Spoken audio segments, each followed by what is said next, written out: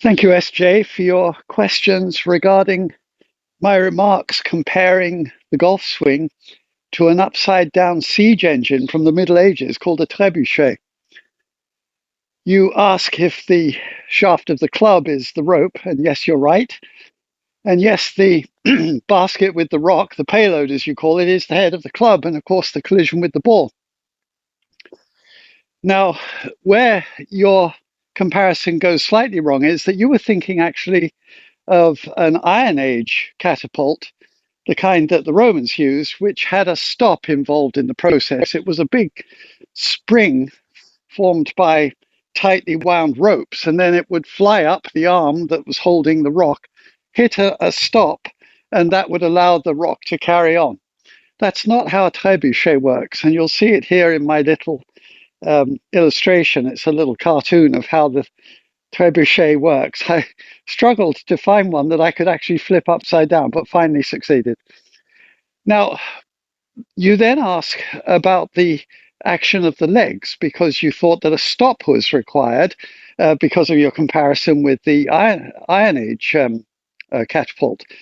No, and you later in your questions reference something that is actually the answer. You noted that catapults, the trebuchet, had wheels on them.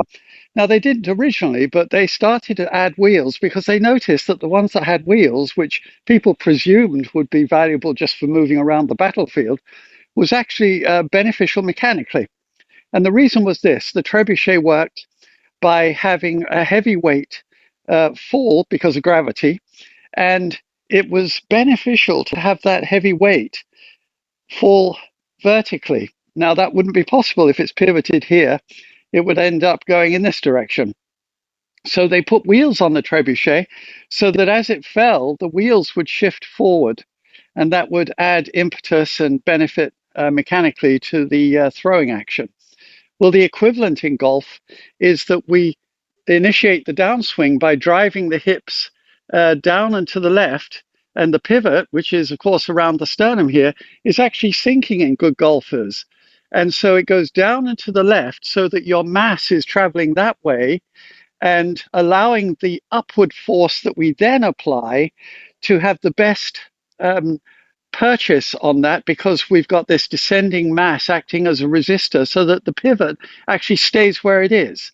And that allows us to fling the rock.